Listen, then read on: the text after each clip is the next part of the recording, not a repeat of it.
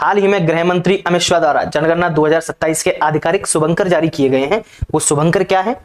प्रगति, ये आप देख रहे होंगे, ये प्रगति है और ये विकास है, यानी Pragati for female and Vikas for male. ये दो शुभंकर जारी किए हैं अमित शाह जी ने। खबर देखते हैं, खबर क्या है? खबर है भारत सरकार ने जनगणना 2027 के लिए दो शुभंकर जारी किए हैं जो कि प्रगति और विकास हैं, फीमेल एंड मेल है। ये दोनों क्यों लिए गए हैं? जेंडर इक्वेलिटी के लिए, लैंगिक समानता के लिए इनका ये नाम लिया गया है। उद्देश्य क्या है? जनगणना के प्रति लोगों में जागरूकता बढ़ाना, लोगों की भागीदारी सुनिश्चित करना। ये भारत की 16वीं जनगणना है।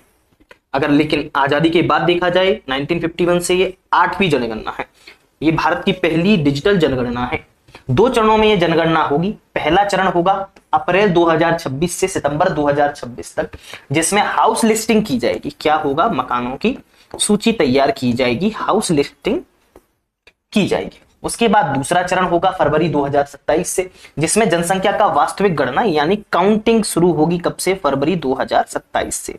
लेकिन जो पहाड़ी इलाके हैं, पहाड़ी इलाकों में काउंटिंग स्टार्ट हो जाएगी 1 अक्टूबर 2026 से ही।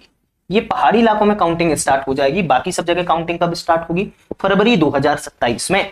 जनगणना के बारे में और अधिक जानकारी ऐतिहासिक रूप से थोड़ा समझ लेते हैं। जनगणना ब्रिटिश काल में शुरू हो गई थी। पहली जनगणना आंशिक रूप से कब शुरू हुई थी? 1872 में लॉर्ड मेयो के काल में ये जनगणना शुरू होती है। इसमें पूरा देश एक साथ नहीं हुआ था।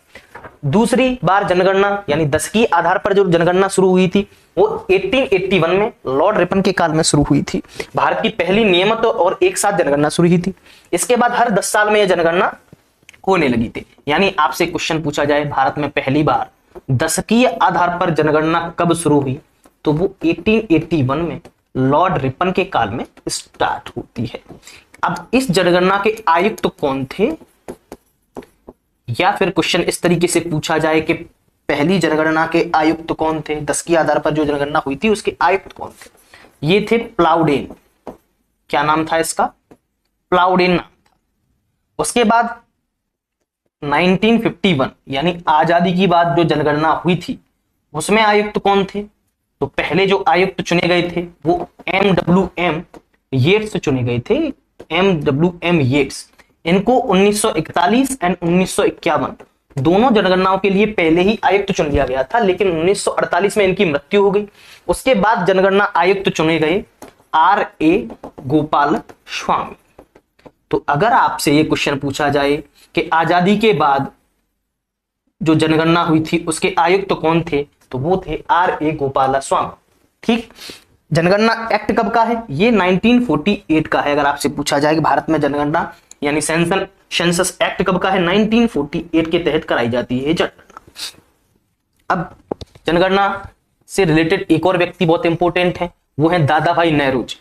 दादा भाई नौरोजी जो हैं ये पहले ऐसे व्यक्ति हैं जिन्होंने आंकड़ों के आधार पर भारत की गरीबी का अध्ययन किया था। यानी इन्होंने पर कैपिटा इनकम के बारे में बताया था कि भारत की पर कैपिटा इनकम क्या है, और ड्रेन ऑफ वेल्थ भी बताया था कि किस तरह से भारत का धन बाहर यानी ब्रिटिश में निष्कासित हो रहा है। उनकी एक प्रसिद्ध पुस्तक भी है, बुक भी है। कौन सी है? Poverty and un British rule in India. ये बहुत इंपोर्टेंट बुक है इनकी, जो एग्जाम में बहुत बार आपसे पूछी जाती है।